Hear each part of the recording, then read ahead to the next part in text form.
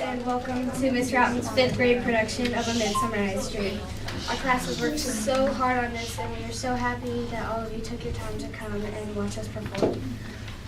Throughout the production, there will be blackouts, and we ask that you stay in your seats during that time. But without further ado, A Midsummer Night's Dream.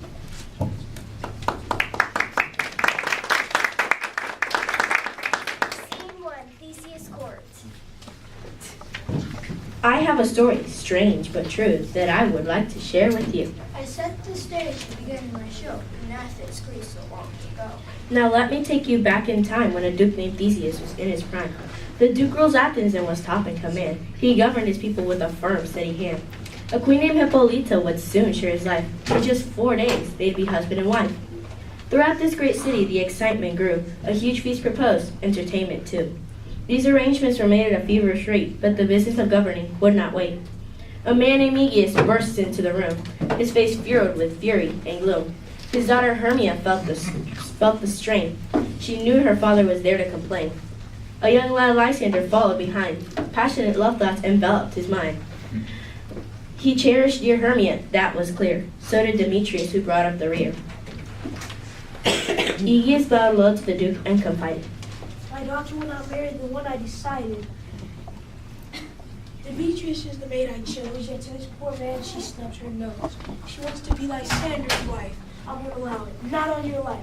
I tell you, Duke Theseus, this is the last straw. I come to beg the power of the law. She must do what I say and listen to me. I'll prepare to die. That is the decree. The noble young duke rose from his lofty throne. Your behavior, young lady, I cannot condone. You're making your father very irate, and on this matter there will be no debate. Fathers, husbands, that is the rule. It's married, Demetrius, don't be a fool. Hermia pleaded in tragic despair. She thought this rule was completely unfair. I despise Demetrius, She said with candor. I am devoted to handsome Lysander. This love in my heart cannot be swayed. To marry another would be a charade. The duke was offended. I said there's no choice. You'll forfeit your life. He replied in a strong voice. Convent spend the rest of your days. You must decide soon. There will be no delays. Hermia protested. This law I defy. I'll become a nun. I'll even die. The atmosphere was very tense. Then Lysander spoke out in his own defense. I'm as rich as Demetrius, and as well born. Hermia's love for me you must not scorn. And furthermore, I wish to say, Demetrius loved Helena till yesterday. He courted the lady and won her soul. I tell you, Demetrius has no self-control. The duke interrupted. I've heard this talk. I'll speak with him, but you better take stock. The law of Athens cannot be denied. By my wedding day, you'll have to decide. The duke and his group then quickly departed. Hermia was desolate and broken-hearted. Don't cry. Said Lysander. Your tears I will soothe, for the course of true love never did run smooth. I have an aunt that lives 7 leagues away. We could go to her place without delay. She has no children, not even one. She loves us though I were her son. There we should go and end the sorrow. Run away with me at twilight tomorrow. Hermia, whose face was tear-stained and pale, glowed with new hope. I will not fail. Lysander, I vow by Cupid's bow. Tomorrow night I'll be ready to go. We'll meet in the forest. She said without fear. Then into the darkness we'll disappear. Together, my dear, we both shall flee. And at your own time I will marry thee. My sweet Lysander, I will no longer grieve. Then they kissed goodbye and turned to leave. They hadn't taken but a single pace when the two were greeted by a familiar face. It was Helena, Hermia's best friend. She looked like she was at her wit's end. Hermia, She sighed. Demetrius is my life, but he dotes on you. I'll never be his wife. Oh, teach me, Hermia. Tell me what to do. If only we're as beautiful as you. Hermia replied. Dear Helena, don't cry. I guarantee you, I can't stand your guy. I found him coldly, and he loves me still. I love Lysander, and I always will. Lysander spoke out. He was gracious and kind. I will tell you, dear friend, what's on my mind. We're running away tomorrow night. It's the only way to solve our plight. With that, the two left content as could be. Poor Helena was in agony. Demetrius loves Hermia. She cried in despair. This is far more than I can bear. How can I get him to love me instead? Then a brilliant idea crept into her head. I'll tell Demetrius on this scheme. He'll date me for sure. Then I'll be supreme. So off she ran, her heart on fire, to find Demetrius, her lifelong desire.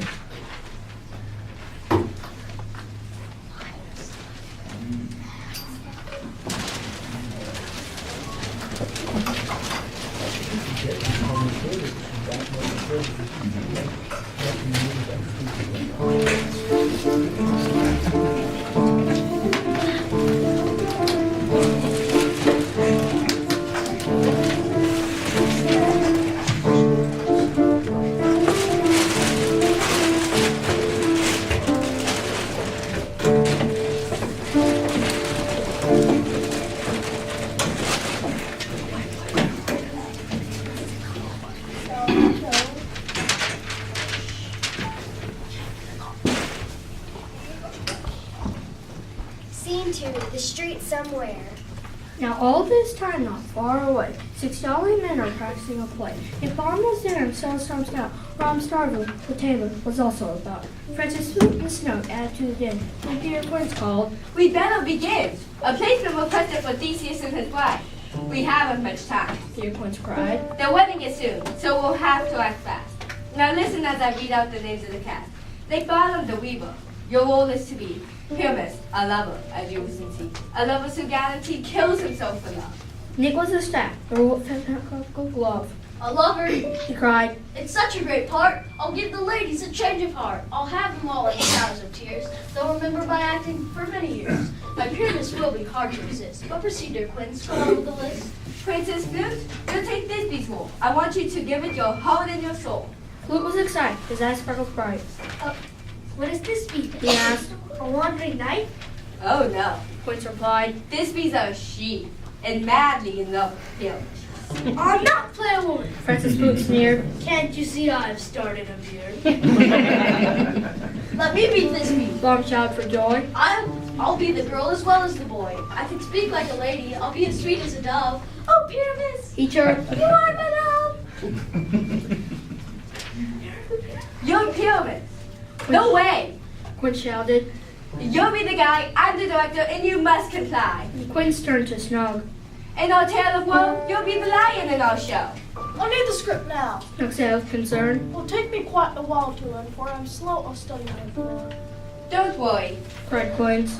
all you do is roar. The bomb jumped up and down with glee. That fearsome beast I could be. I'd roar so loud there'd never be play. They'd beg me to do it again and again. Roar! He thundered, then his tone became Snug. I told you I'm much better than Snug. You'd scare the ladies, Quince said. and that's wrong. And I'll roar as soft as a nightingale song. Roar, roar. Bomb started to squeak. I know the women will love my technique. You're Pyramus. Quince cried. That ends the debate. Any more of this talk I will not tolerate. We'll meet in the woods tomorrow night and rehearse our play by the moon silver light.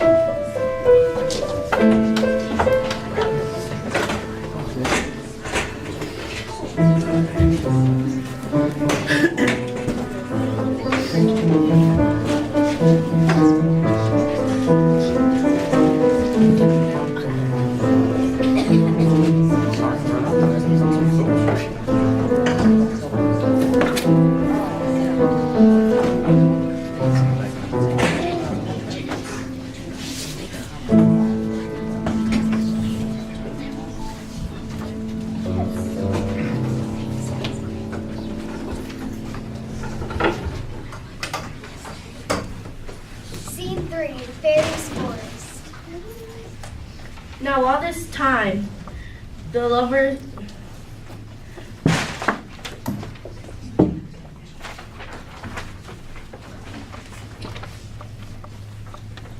The hours dragged on till the following eve. The four desperate lovers prepared to leave. Lysander and Hermia met as was planned, then trudged through the forest, hand clutching hand. Demetrius followed the couple's route. Helena chased after in hot pursuit. They all moved through the woods unknown, but these mortals were not alone. And if they looked closely and listened with care, they probably had heard rustling in the bushes out there. For in the darkness as humans took flight, fairies held revels far into the night. Oberon was king of this fairy land. The little sprites jumped his every command. But for fairies too, life's not always serene. Oberon had quarreled with Titania, his queen. I'll meet by the moonlight, proud Titania. He said, then the queen paused as her fairies fled. Why are you here? She cried in disdain. All you do is argue and complain. Since the start of Midsummer, we've had this dispute, and it's put all nature in an angry mood. Then change it. He cried. You have the cure. Your stubbornness I will not endure. Fill your Oberon's heart with joy. I do but beg your servant boy. Come now, Titania, it's my only request. He'll be my helper and will end this unrest. Titania's anger was acute. It's not that easy to end a dispute. You do not seem to comprehend. This boy is the son of a very dear friend. She was of my service. Titania said with a sigh. But alas, she was human and had to die. The very land buys not the child of man. Come hither, my elves. Away we shall fly. Then Titania left with her fairy lot. I'll get my revenge, Oberon thought. but I'll need some help to change my bad luck. So he called for a sprite, a fairy named Puck. Robin Goodfellow was Puck's real name.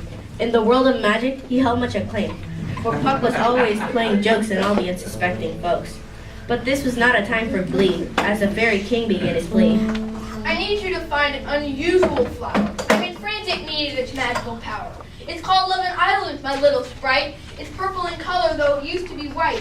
When sleeping eyes are streaks confused, a powerful love potion is set loose. Oberon snickered. I'll repay my greed. I'll observe her sleep in the forest green, then drop the nectar into her eyes. When Titania awakens, she'll have a surprise. The next thing she sees, be a bull, wolf, or bear, she'll suddenly feel a love most rare. I will not cancel this magic spell till she gives me the boy. Then all will be well. Puck bowed to his king. This flower I'll find. I could do it fast. It won't boggle your mind. I'll search everywhere and try how to please. Puck fluttered off into the breeze. As Oberon reveled in his spiteful scheme, Demetrius raced in on another theme. Helena followed a few steps behind.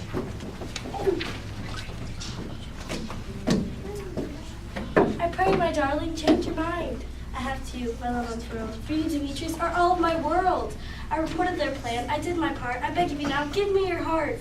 Demetrius erupted like a raging cyclone. Get out of my life. Leave me alone. I told you before you make me ill. I love Hermie and I always will. By now, poor Helena was completely distraught. He'll change his mind. She desperately thought. Demetrius stomped off. It's Hermie I must find. Helena sobbed and ran along behind. Now Oberon was touched by Helena's plight, so he made a second promise that night. This shameful conduct just won't do. I'll use the flower on this lad too. When the young man awakes, he'll see Helena's face. Then it will be her he'll want to embrace. Then the fairy king searches the skies for his sprite. When Puck returns, we'll make everything right. Meanwhile, little Puck continued his probe. He looked like a blur as he circled the globe. Finally, in a distant place, Puck found the flower to end the chase. It smelled like sweet honey, and it had a soft touch. He cradled it gently. It was treasured so much. Then homeward bound, he blazed through the night, soaring at the speed of light. Welcome, wanderer. Oberon cried. Well done. We'll do our tricks one by one. I know a bank where the wild thyme blows, where oxlips and the nodding violet grows. There sleeps Titania sometimes the night, lulled in these flowers, dances in the light. I'll meet Titania for a rendezvous. This juice will make all my dreams come true. Oberon continued. And you, my comrade, must find the youth who's gone stark raving mad. The lady he scorns follows close behind. You must give this Demetrius a change of mind. Take some of the juice and anoint his eyes, but make sure Helena's the first one he spies. You'll know this lad by his Athenian clothes. Be back before the rooster crows. Fear not. Puck replied. I'll do as you ask. Then off he flew to complete the task. But Puck was soon to commit a blunder. He'd mix up the couples, and that was no wonder. Hermie and Lysander still wandered around. The home of his aunt was nowhere to be found. The gentle Hermia was most distressed. Beloved, I'm faint. I need to rest. Lysander, find you out of bed, for upon this bank I'll rest my head. It would be wrong if together we'd stay. So Lysander lay down a short distance away. Above the forest, eager Puck flew, until this twosome came into his view. There is the youth that Oberon chose, for he's wearing just the right clothes. And here is the maiden sleeping sound on the damp and dirty ground. They lie apart, another good sign. His romantic intentions are the line. A powerful passion I'll induce. On Lysander's eyes, Puck poured the charm juice. So awake when I am gone, for now I must to Oberon. Along came Helena, gasping for air. Her heart was heavy and full of despair.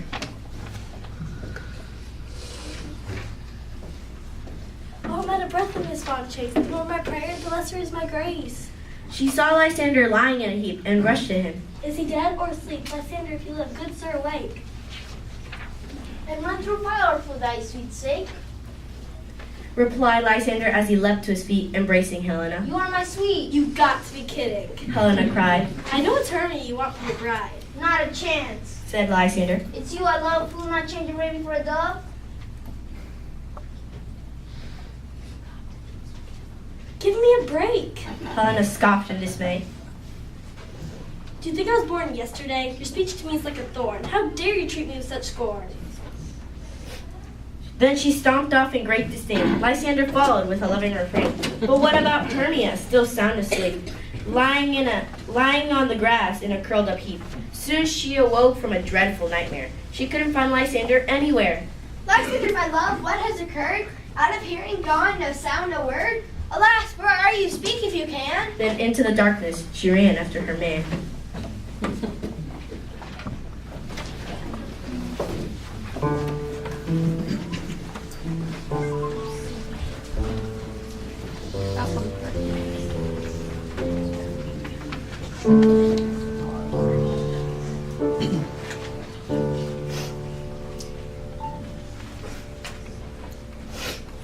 Scene 4. Another part of the fairy's forest. As Hermia awoke from her slumber deep, Titania, the fair one, went to sleep. She called to her fairies who were playing nearby. I need you to sing me a lullaby. He's blossoming and moth for her first to begin, then called by the mustard seed joined right in. They circled Titania who had not made a peep, for she had fallen fast asleep. Ogre appeared from behind the trees and crept towards her on bended knees. What thou seest when thou dost wake, do it for thy true love take. Be it lynx or cat or bear, leopard or boar with bristled hair. When thy wakes, it is thy dear. Wake when some vile thing is near. As chance would have it quite near as she lay, the 6 merry men were practicing clay. Not one of them noticed Puck appear, for he was invincible and had nothing to fear. Puck fluttered down from the air and hid behind the director's chair. Then Bomb stood up to practice his cue. He wanted to be ready for us, he put. As he left the stage, Puck followed behind, a cunning thought brewing in his mind. He worked his magic on this man, too. I've the perfect idea what to do. What followed next was hard to receive. His friends saw a sight they could not believe. When Bomb returned, he had a new head, no longer a man's but donkeys instead. They all trembled with fear and stared at his face. Oh, monsters! Oh, strange! Let us flee from this place. The scene that followed was complete disarray. They howled in terror and all ran away. The Bomb looked puzzled. Why did they flee? This is to make a joke of me. I'll show them I have no fear. I'll march and sing out loud and clear. Titania was sleeping on a flowery bed. The Bomb appeared, his arms outspread. Was his ludicrous tune. Her eyes flew open, she wanted to swoon. My dearest, much in murder by trains. I pray thee, gentle mortal, sing again. I'm entranced by your lovely notes. Come, fairy servant, spring him some notes. She wrapped sweet roses in his hair, You are beautiful beyond compare. Stay with me forever, I propose. and she kissed his soft, wet nose. Cock was delighted with the success of his plan, and left Nick Bomb burrowed like a man. Back to his master he flew in a dash, and sent to deliver the latest news flash. Oberon was eager to hear of the trick. How did it go, Puck? Who did she pick? Wait till I tell you. Puck said with pride. I know you'll be satisfied. She's in love with a monster. Was Puck's report. A donkey! He cried. To make a long story short, Oberon chuckled. What a surprise! This falls out better than I could devise. Then they heard footsteps approaching their spot. Hermia rushed in with quite a strut. Demetrius followed his own free will. I won't give you up. I love you still. Demetrius, She cried. you're such a creep. Did you kill Lysander while he was asleep? I tell you, I'm innocent. Demetrius cried. Why do you scold me so severely? My only fault is I love you dearly. Demetrius, I know you speak in jest. She kept running. He lay down to rest. Oberon watched the scene in dismay and pointed to Demetrius in a worried way. Did you squeeze the juice into his eyes? Tell me, Puck, I want no lies. I remember the woman. Puck was alarmed. But that's not the man I charmed. Puck, oh Puck, this isn't right. You chose the wrong man, you silly sprite. Fly like the wind, be Helena's guide. Entice her back here by this man's side. Hurry now, Puck, and fix this mistake. I use the flower to cure this heartache. Oberon advanced and held out the bloom. Demetrius inhaled its enchanting perfume. As the fragment potion shrouded his mind, Puck appeared with Helena behind. Captain, your wishes I did execute. Lysander's in swift pursuit. Stand aside. Oberon shouted. This noise you make will cause Demetrius to awake. Then, Puck grinned. 2 will woo 1. and the sport will have just begun. Shall we their fond pageant see? Lord, what fools these mortals be. As Oberon and Puck quickly withdrew, Lysander and Helena rushed into view. Helena, Lysander cried. I worship you so. You mocked me. She yelled, I told you to go. and Demetrius awoke. Oh, Helena divine, tell me you love me. Just give me a sign. The both of their men dropped to their knees and cried together, Marry me, please. Helena couldn't believe her ears, appalled to hear their taunting The jeers. two of you are acting absurd. In fact, abnormal is the word. Demetrius cried. I'll restart my life. I must have Helena for my wife. Lysander countered. It's me she adores. My affection is greater than yours. I'll prove with the blade of my sword. This was a challenge that couldn't be ignored. Helena watched in sheer disgust. Neither of them had one to trust.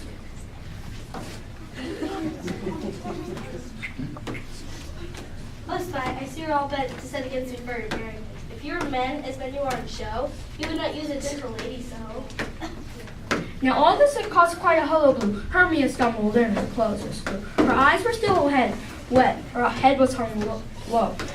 To lose Lysander had been a real blow. Then out of the blue she heard her voice. She wasn't aware of his new love choice. Lysander, She smiled. why did you go? Behold, He cried. it's the ugly old crow. Hermia could hardly believe her ears. This was beyond her wildest fears. Is this a dream? It cannot be. It's hell enough for me. Helena's heart and mind were in a blur. She thought they all made fun of her. She turned on Hermia with passion deep.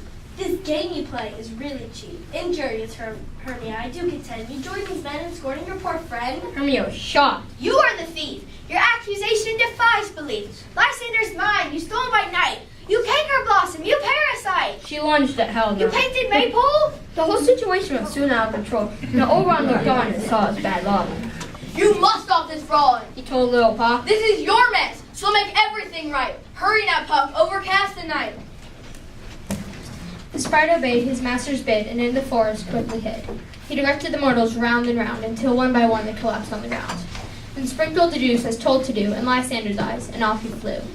There the four lay, the earth was their bed. In came Titania, caressing Nick's head. Nick brayed with pleasure in her embrace. His heart beat at a rapid pace.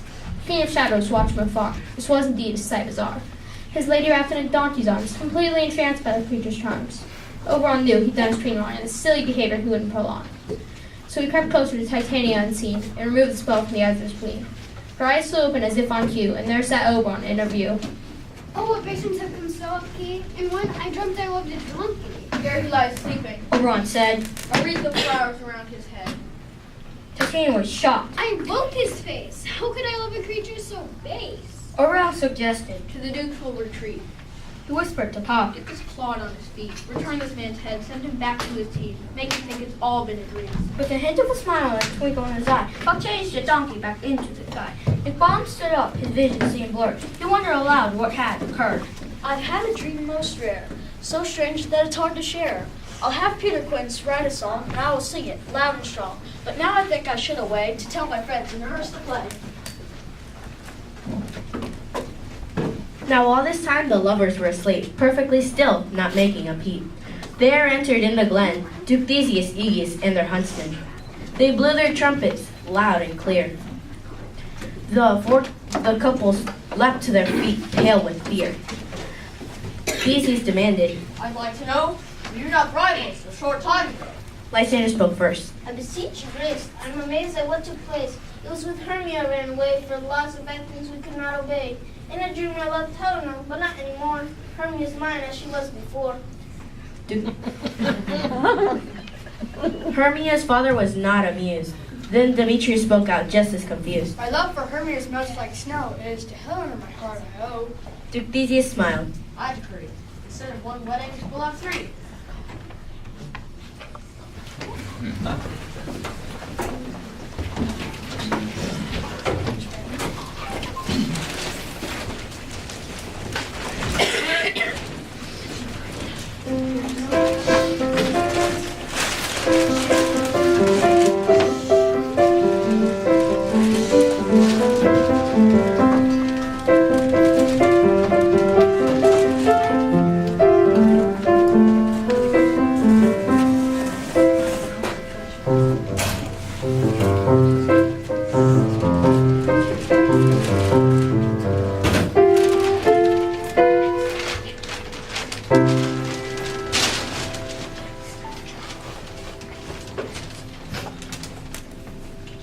5, the Mechanicals play.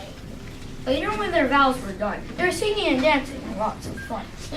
The Duke proclaimed, And now for play, to celebrate our wedding day. I'm told it is a tragic month. Enjoy fair while it's worth. I am the prologue. Peregrines cried. We don't want the ladies horrified, so I'll tell you the story blow by blow. What's this? The Duke cried. A one-man show? It's the silliest stuff I can recall. Oh look, here comes the wall. In this play, Said the tinker. it doth befall that I once snout by name present a wall, and such a wall as I would have you think, that had it in a crannied hole or chain, Pyramus and Thisbe, the lovers in our play, whisper through me every day. Pyramus entered. Oh sweet, oh lovely wall, show me the opening so small. Snout held up his fingers to make the crack. Thanks, courteous wall. Will Thisbe come back? Then Thisbe arrived.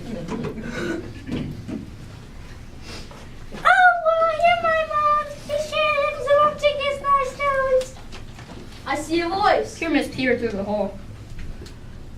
Run away with me, Thisbe. You are my soul, and Ninny's too. We'll meet straight away. I'll come to you, Pyramus, but not today. The starveling marched to center stage, holding up his lighted cage. This lantern doth present the moon. I wonder if Thisbe will get here soon. Starveling moved aside as Thisbe drew near. A lion roared, she cried in fear. Roar! Thisbe said, her scarf flew off as she quickly fled. The lion grabbed it in his paws, then ripped it with his bloody jaws. He roared again as he shook his head, then dropped the cloth and lumbered away. Pyramus arrived and saw the shred. Oh, my sweet Thisbe, you can't be dead. What's stained with blood? He cried in pain. Oh, dainty duck, come back again. I can't go on without you, dear. My life is over. I'll end it here. He drew his sword. I'm so distressed. He thrust it deeply into his chest. I'm dying, I'm dying. He cried aloud. He listened to hear the cheers from the crowd. My pulse is ebbing. Pyramus said, then collapsed on the ground and moaned. I'm dead. Thisbe arrived and saw. Well, she. This isn't me. Asleep, my love. Or dead, my love. This lady, this chariot, these yellow chicks, their own girls. All gone, all gone. His sword is on. Come trust me, maid, my chest immune. And farewell, friends. Adieu, adieu.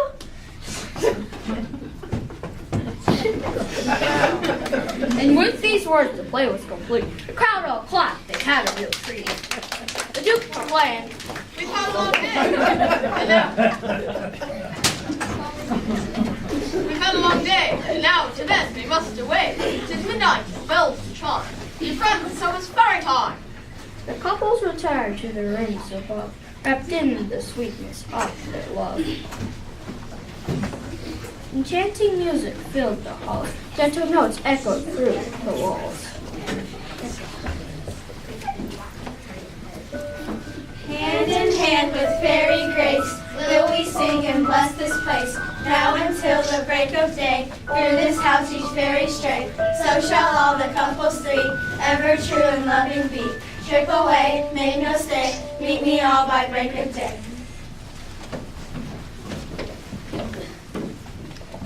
The stage was empty. The lights were out. The actors gone. The lights were out. The curtains drawn. Did we really see the sight, or was this magic in the night? Were these fancies what they seemed, or was it all?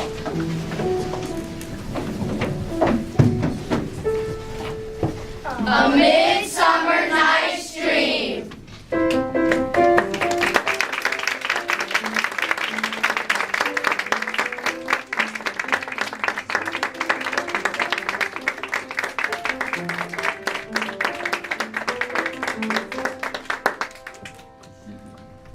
Thank you, parents, so much for coming. We hope you so enjoyed the play. Outside, there are refreshments, so whenever y'all are ready, y'all may go outside and they're there.